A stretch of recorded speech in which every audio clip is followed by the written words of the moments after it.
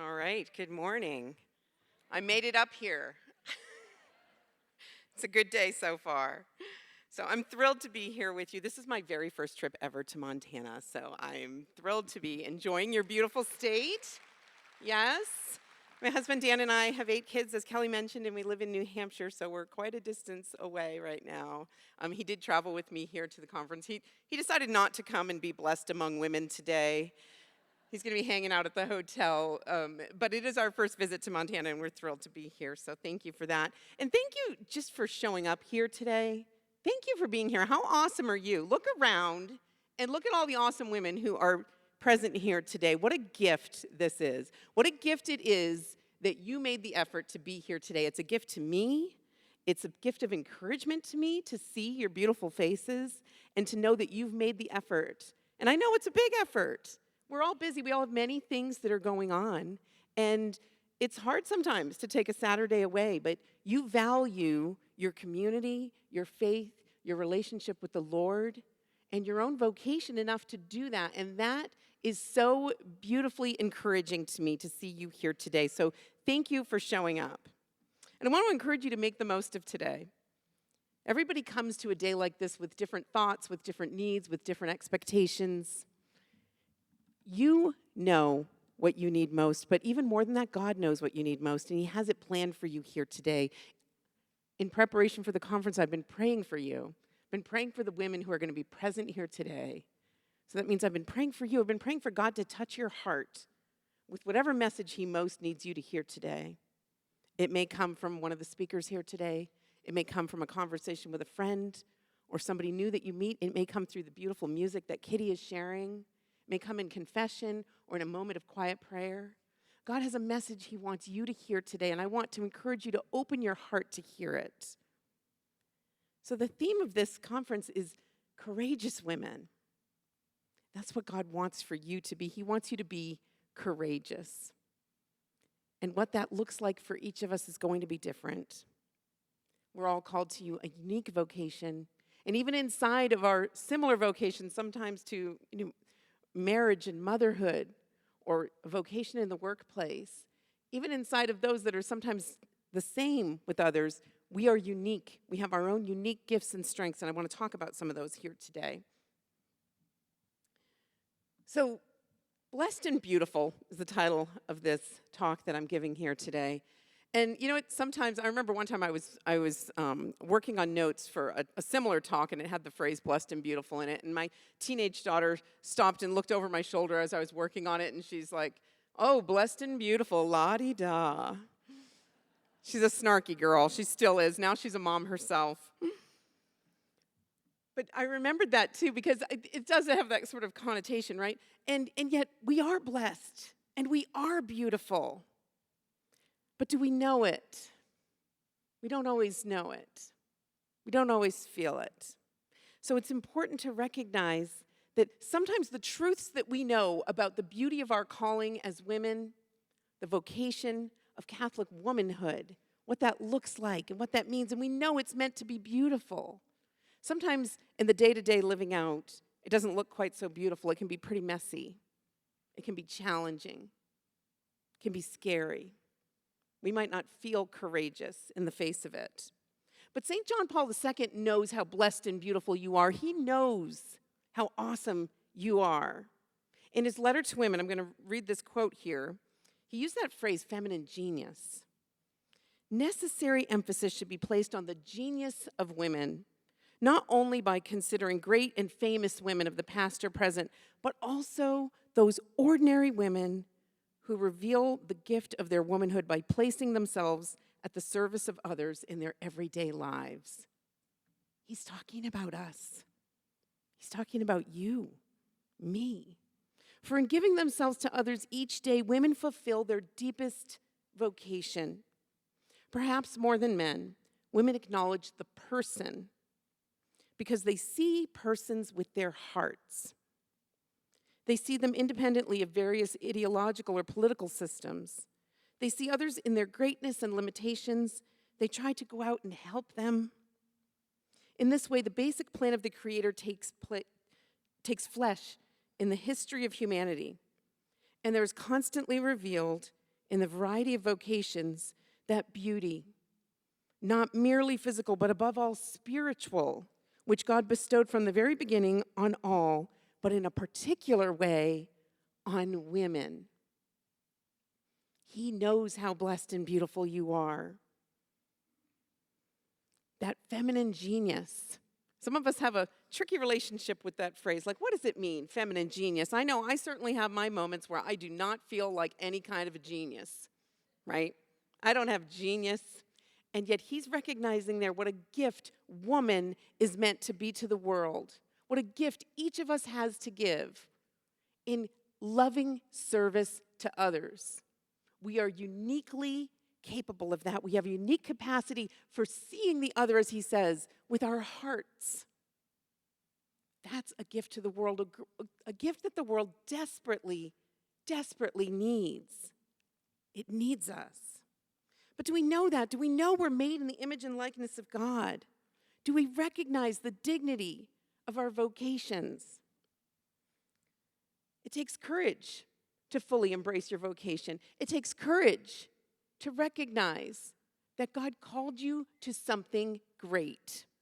And he calls you to something great in an ongoing way every day of your life.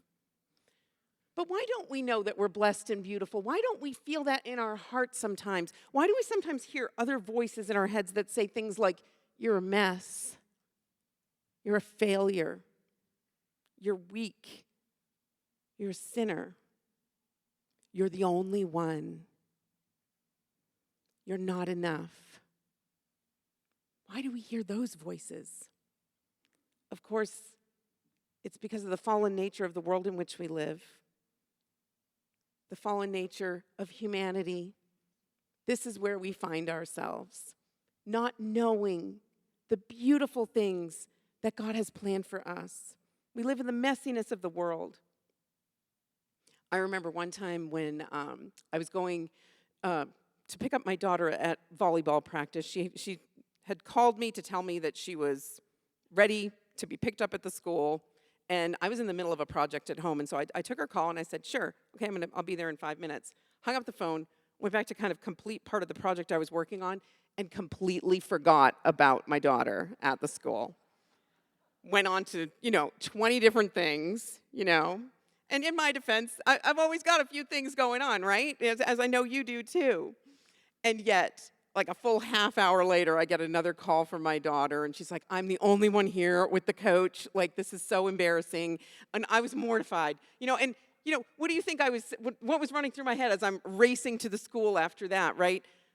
Oh, you're such a great mom, right? You're blessed and beautiful. No, of course not. You're an idiot. You're a failure. You're the worst mother. We talk to ourselves these ways sometimes, and yet this is just part of the world. We're broken. We're not perfect. We fail sometimes. One of the times when I felt particularly not blessed and beautiful, can I just tell you about the time that I got arrested? I know you want to hear this, right? Okay, this was several years ago at this point, but it was a regular morning. I was going to bring the dog to the vet. So we had 8 kids inside of 12 years. So we had a giant van. Yeah, nice. I like it. I've got a sister in the van hood over here, right?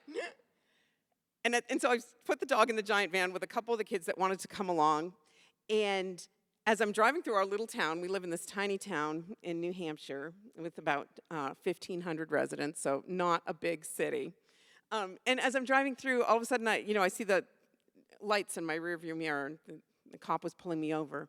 And it happened to be the first of the month, and I knew I had, gotten the registration tags for the car, but I hadn't put the stickers on yet. And I figured that was what it was, and sure enough, it was. He's like, okay, don't worry about it. I'm like, I've got the stickers, they're just at home, I haven't put them on yet. And he's like, oh, don't worry, I just gotta call it in. So I'm sitting there in the car, and a really long time passed while I'm sitting there in the car.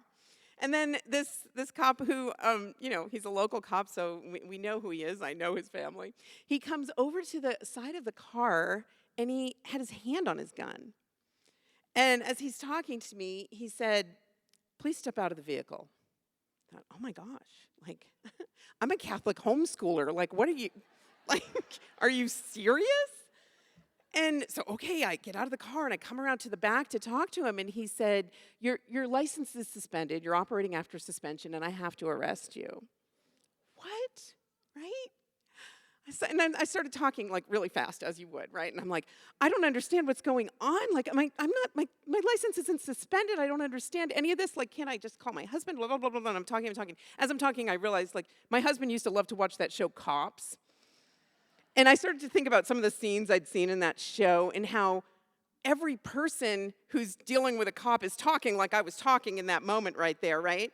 And they're all liars. So I thought, I'm going to just keep quiet now. He did let me call my husband, who happened to be just a few minutes away, and he came to pick up the car and the kids and the dog, right? While I got taken downtown. And, the whole time I was kind of like trying to be amused by this situation and what crazy thing was happening to me. I was sitting in the back of this, this cruiser, which pretty gross. I don't know how many of you have ever sat in the back of a cruiser. It wasn't a pretty scene back there, and it had an odd odor. Anyway, he brings me to, the police station, and he's fingerprinting me. And then I go to get the mugshot, and that was when I fell apart. I was like, oh my gosh, I'm getting a mugshot. So like my mugshot, and I don't know if it still exists out there anywhere. Don't go looking it up. Like mascara streaming down my face. And if that photograph exists anywhere in the world today, please God, let it not exist. But if it does, it certainly doesn't have the label blessed and beautiful at the bottom of it. It's a crazy moment, right? Okay, long story short, there was confusion. My license was suspended because I had paid a speeding ticket the month before, and it had arrived a day late, and they had assessed a late fee that they didn't think I needed to know about, so I never paid the late fee, and when the late fee wasn't paid, my license was automatically suspended. So God bless the DMV, right? Anyway, my husband showed up a few minutes later. He had drained our bank account because he didn't know how much he was going to need to get his wife out of jail. And in the end, it was $40. I thought I was a menace to society, but they let me loose for $40. Anyway, in moments like that, we all have moments like that. You may not have that, but I call them my blessed and beautiful moments, right? You don't feel so blessed and beautiful, and yet we can read these beautiful words from St. John Paul II. We can know this is true. We know it's true, and it is beautiful, and it is what God means for us. And yet, sometimes our daily circumstances make us feel so far away from that. Such a disconnect. And that's where the disillusionment and discouragement comes in, I've found, is in that disconnect between what we know is true, which is right and good and beautiful, and what's right in front of us, which is sometimes messy, really hard, painful, failing. So that's what I want to talk about a little bit here today. And I want to remind you that even if you're not feeling it in the moment, you can know that those words are true. Those words that John Paul II spoke about each of us. What a beautiful calling we have as women, as Catholic women. And I want to tell you that John Paul II had the audacity to say, every woman's calling is to be a mother. Now, amen. That's right. And yet some people might hear that and feel a little uncomfortable. What are you talking about? Not every woman is going to have children. Not in a biological way. Not necessarily. But there are so many beautiful ways that we live out that vocation to motherhood. What we mean by that motherhood is that gift of self that we give to another, that self-giving, life-giving, nurturing love that each of us is a rock star at in our own way, in our own unique way. And that kind of love is what the world is hungry for. It needs your motherhood. What St. John Paul II said was, motherhood is every woman's vocation, yesterday, today, always. It is her eternal vocation. A mother is one who understands everything and embraces each of us with her heart. Today's world is hungrier than ever for that motherhood, which physically or spiritually is woman's vocation as it was Mary's. Every woman is a mother. It's a beautiful gift. and to know the gift that we're meant to be in the world. We can look back at God's plan for humanity, which of course we find in Genesis, when he created man and when he created woman, and he called them good. But what I like to focus on is kind of the sad part of that story, or what happens immediately after it, after the fall, after that first sin, when they eat of the fruit of the tree, which was forbidden. This is what we read when God is kind of telling them what's going to happen as a result of this. It says, "The Lord God said to the serpent, 'Because you have done this, cursed are you above all cattle and above all wild animals. Upon your belly you shall go, and dust you shall eat all the days of your life. I will put enmity between you and the woman, and between your seed and her seed. He shall bruise your head, and you shall bruise his heel.' To the woman he said, 'I will greatly multiply your pain in childbearing. In pain you shall bring forth children. Yet your desire shall be for your husband, and he shall rule over you.' And to Adam he said, 'Because you have listened to the voice of your wife, and have eaten of the tree of which I commanded you, you shall not eat of it. Cursed is the ground because of you. In toil you shall eat of it all the days of your life. Thorns and thistles it shall bring forth to you, and you shall eat the plants of the field. In the sweat of your face you shall eat bread till you return to the ground, for out of it you were taken. You are dust, and to dust you shall return.'"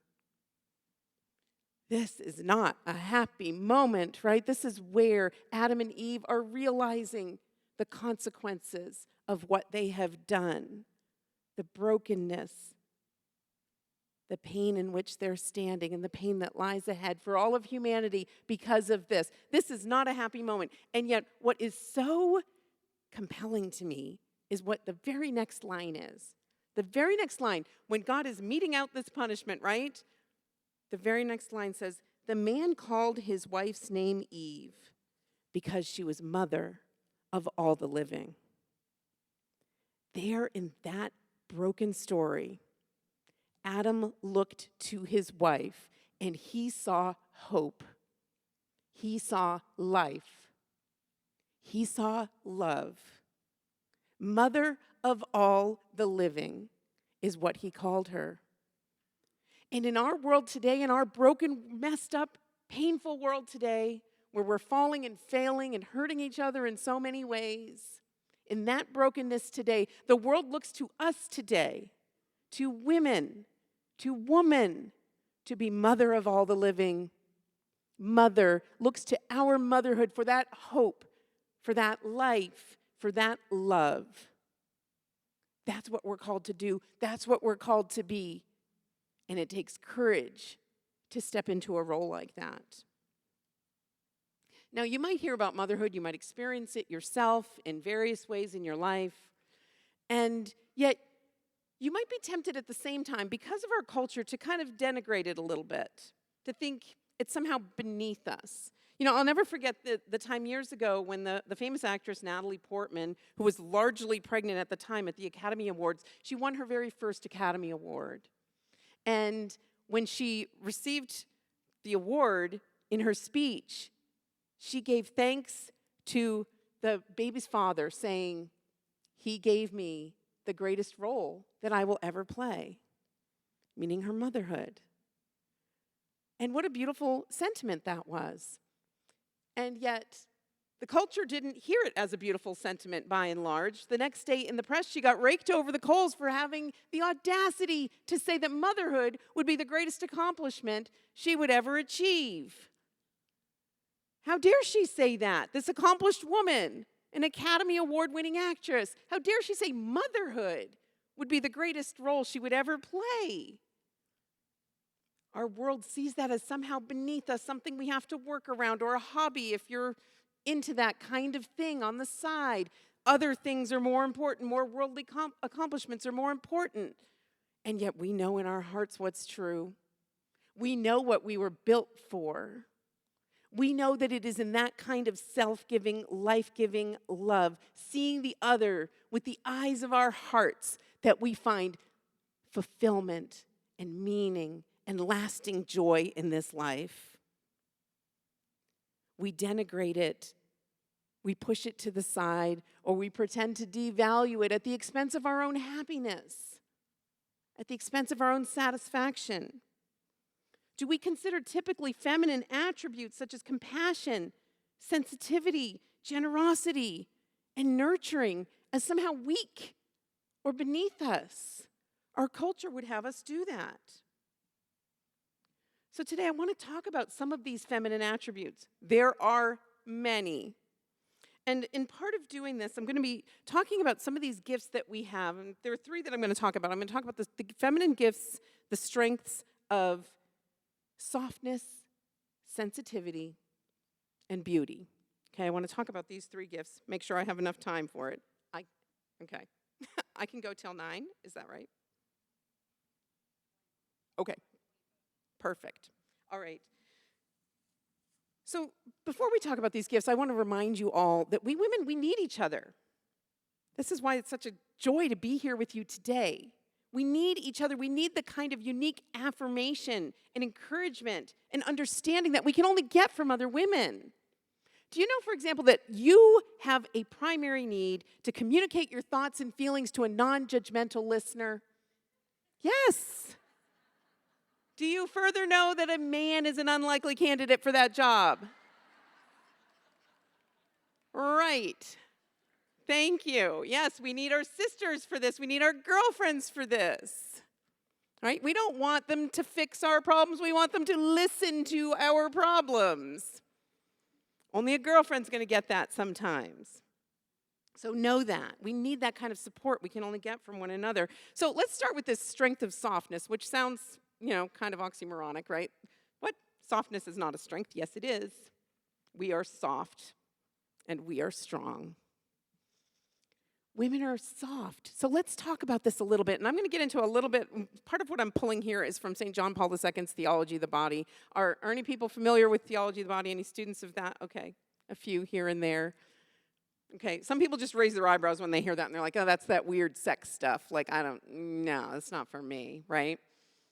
But truly, the essence of what St. John Paul II teaches us in his beautiful Theology of the Body is that our bodies matter. Our physical selves are an authentic expression of who we are. Our physical selves matter. They speak to the truth about who God made us to be, every bit as much as our spiritual selves are a reflection of that. So our physical selves matter.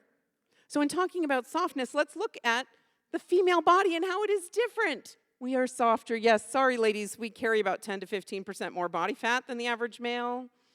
Yeah, I know. It doesn't seem fair. It doesn't seem right. And yet, we're meant to be softer. We have wombs. We have breasts. Whether you ever bear children physically or not, your body has been created to give life to another. And that is a beautiful physical expression of a spiritual truth about woman.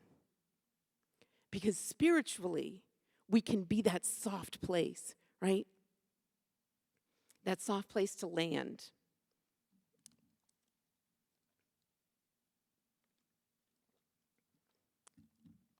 And the fact that we are physically soft, we can hold people, we can hold a baby, we can cradle them in our arms. I mean, nobody wants to sit in grandma's lap because she's got rock hard abs, right?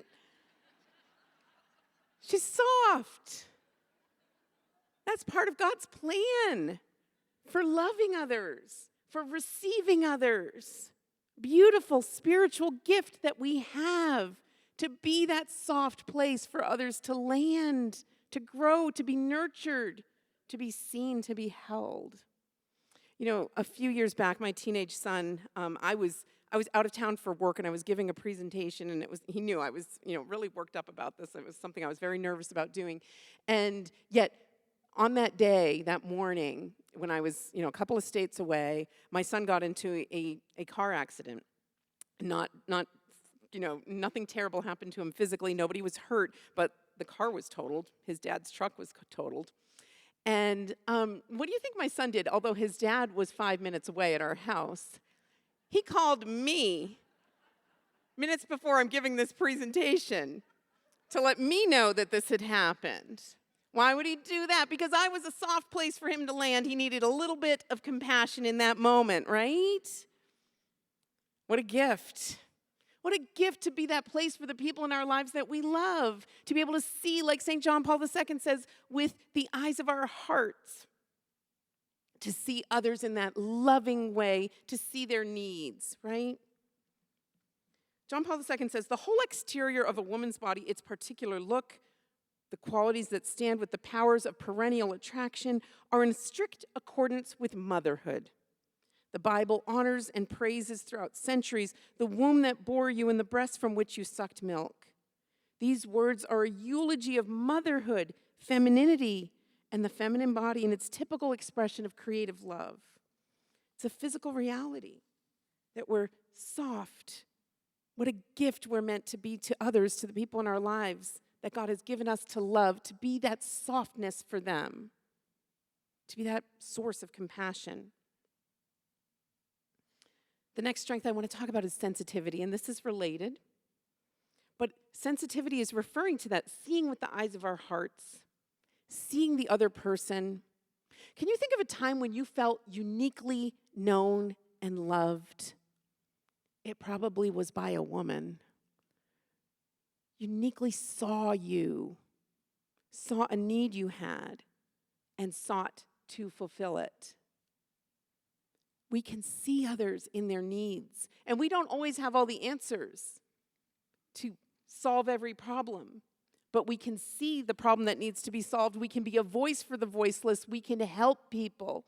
We can find the way that someone else maybe can help to solve that problem or meet that need for those people.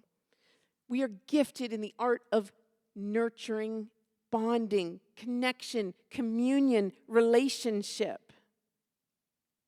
And this is the way we seek to communicate with others. When we're using language of thought and feeling and connection, compassion and relationship.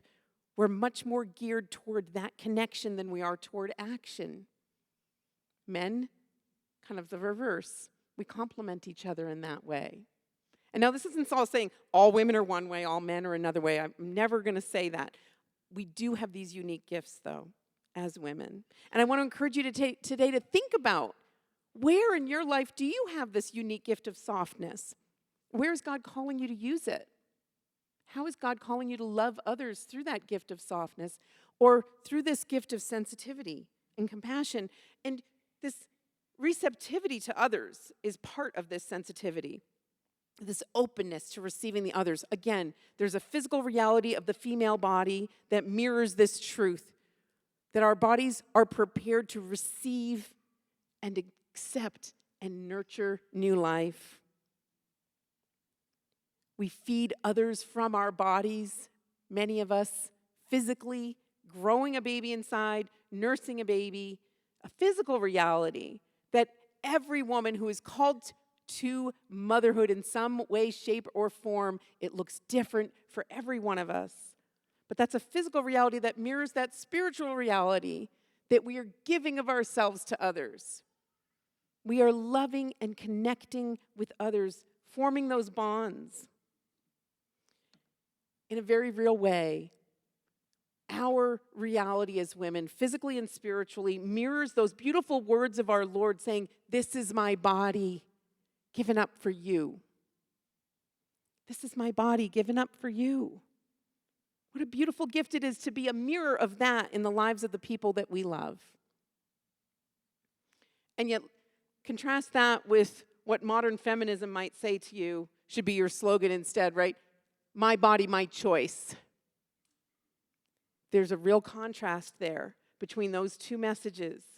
What we're called to do is be giving of ourselves for the sake of another. We are uniquely capable of doing that as women. We're uniquely gifted in the art of love and relationship, communication and connection. What can be more humanizing? What could be more meaningful than that? I like to look at Mary's example at Cana, that the wedding at Cana, that quiet way that she saw the need of another and sought to meet it, not herself, not in any flashy way, but the way it takes courage, and it takes courage for each of us to step out in this way sometimes, to meet the need of another, to notice the details of someone else's situation. We're good at doing that. But our world often dismisses this authentic expression of our womanhood because it's sometimes made up of very small things that seem meaningless or undignified or somehow beneath us or not as amazing as, making some scientific discovery or, some large thing that the world might applaud. And I'm not saying women can't make a scientific discovery, right? Thanks be to God for the women we have in the workplaces, in science, in academics, in the arts. Thanks be to God for that. But let's not embrace success in those arenas at the expense of success in the ways that God is calling us to find true meaning and value in our lives, which is through relationship with others, which is through this unique capacity we have for seeing and loving the other. The world dismisses it because sometimes it's made up of things that seem very small, like changing diapers or changing sheets or making casseroles or, having a chat with a friend. Dr. Joyce Little, who wrote the book, The Church and the Culture War, talked about the idea of interruptions. Often, especially as women, our lives are made up of interruptions, aren't they? If you're raising little kids, if you're teaching in a classroom, if you're involved in your community in any way, people are bringing things to you all the time. You're constantly interrupted.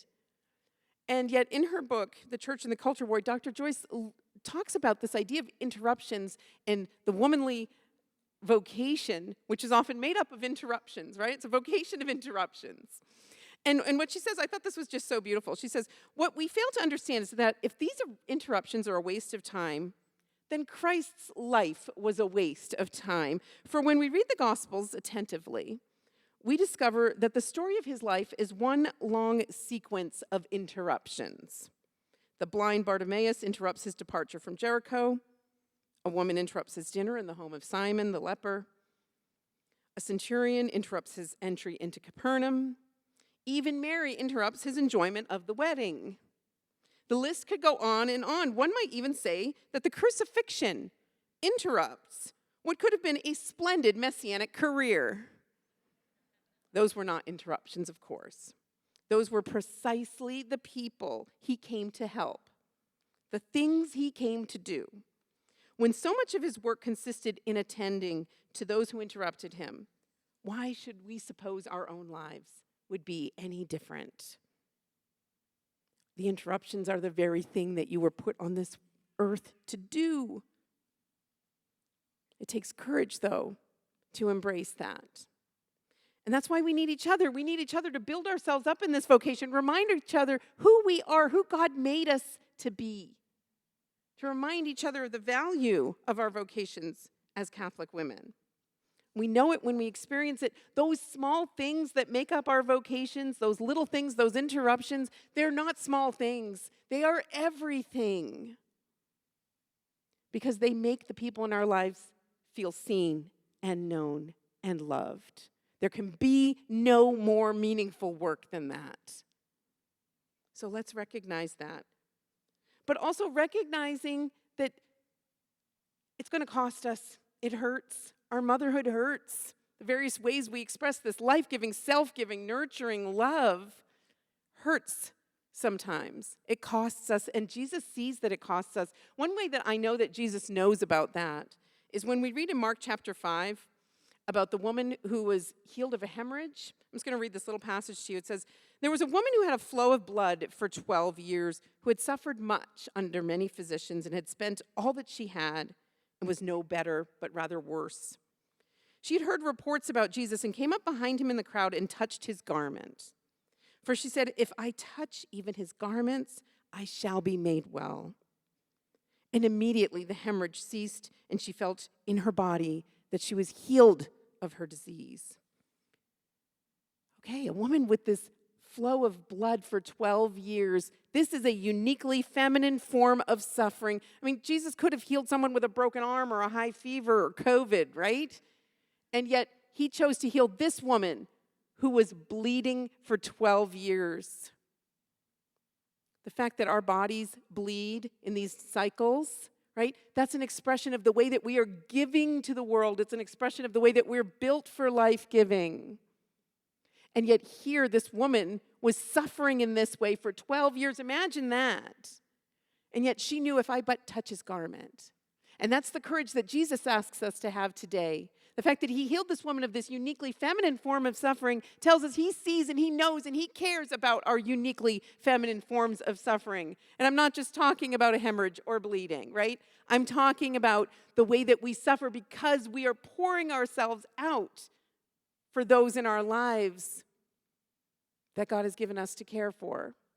And that hurts sometimes. It's exhausting. It's depleting sometimes. But I like to focus on the fact that this woman in this gospel story of healing, she knew, if I but touch his garment, and that's what takes courage sometimes for us to reach out, to touch Jesus, to know that we can be healed, we can find strength only in him.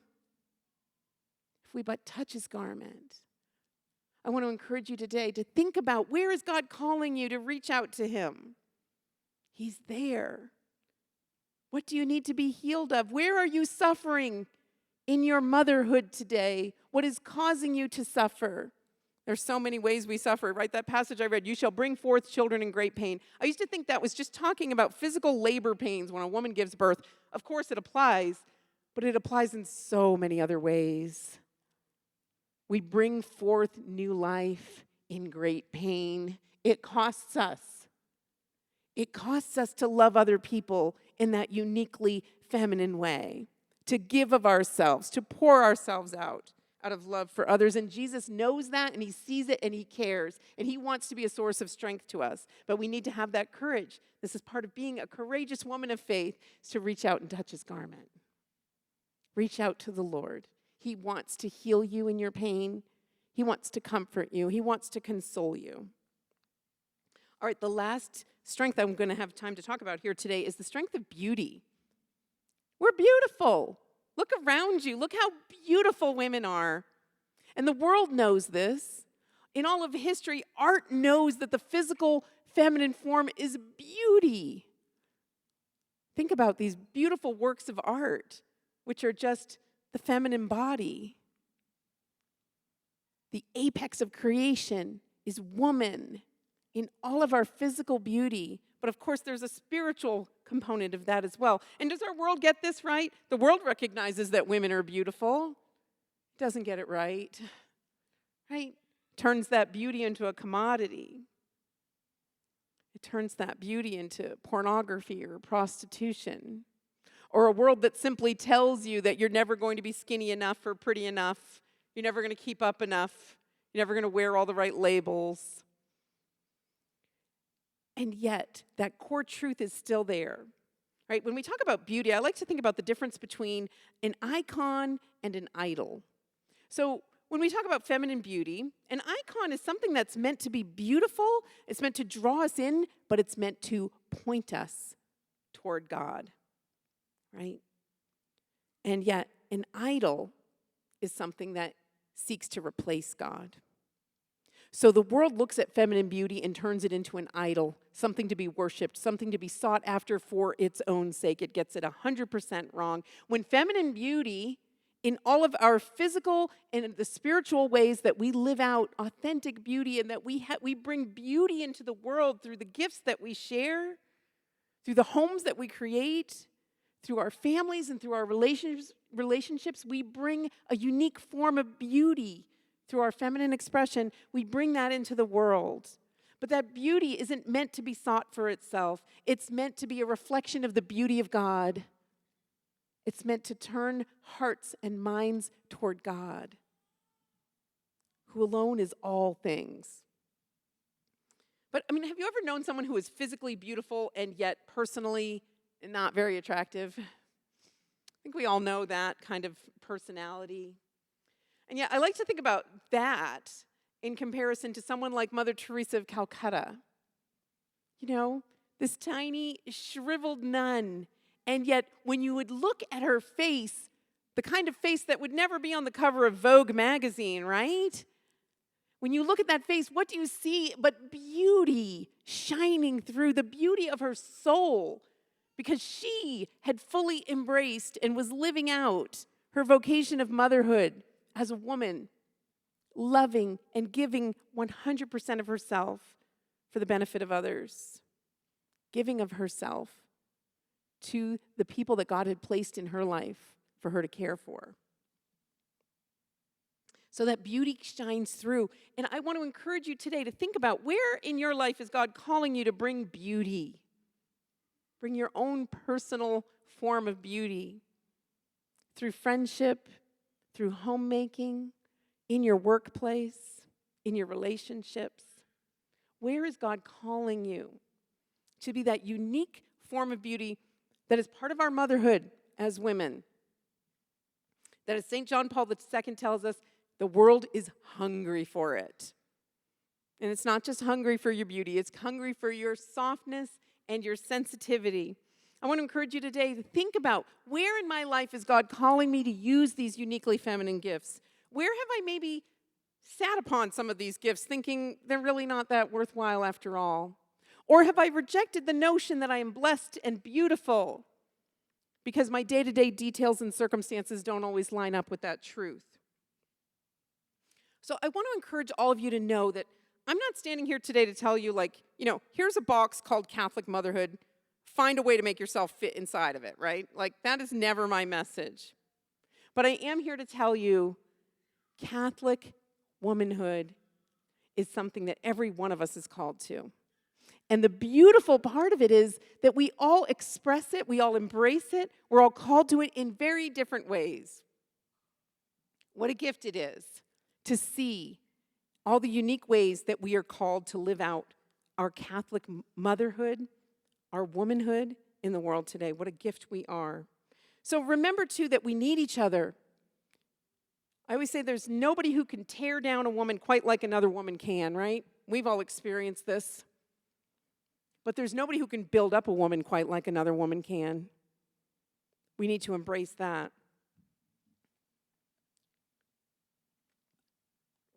And I sometimes look at some of the obstacles we face in our feminine friendships, things like competition and jealousy, those things that distract us, pull us apart. I sometimes look at that and, you know what? I see it as a compliment. Because you know what? The evil one himself is focused on us in a unique way, isn't he? Right? He is shaking in his boots because he knows what a powerful source for the good we can be. What a powerful force of good we can be in the world if we women get each other's backs, if we encourage and support each other, if we don't allow ourselves to become distracted or jealous or competitive with one another. He knows what a powerful force for the good we can be. So that's why he targets us in those ways. So I want to encourage you today to think about, do you know women who are uniquely sensitive, compassionate, generous, receptive to others? And do they know that they are so beautifully gifted in these feminine ways? If they don't, I want you to tell them. I want you to remind them who they are in the eyes of God and the great work that they are called to do in the world today. What joys might we find if each of us embraces our own feminine gifts? What fulfillment might we find if each of us embraces the unique role that God has called us to and seeks to encourage and support and affirm others in their similar callings, in their different callings? What a beautiful gift that would be to the world today. So I want to encourage you today to think about the ways that you are called to a unique form of Catholic womanhood, Catholic motherhood. What is the world hungry for from you today? Who has God placed in your life for you to love?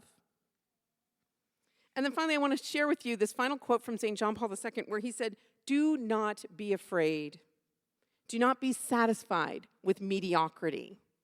And I love that because it's all too easy to be satisfied with mediocrity, right? We fall into routines. We think, oh, well, that didn't quite work out the way I thought it would, and just move on with our lives, right? No. God wants better for you. He wants a bigger thing for you. He has great plans for your joy. Do not be satisfied with mediocrity. He wants you to be fulfilled.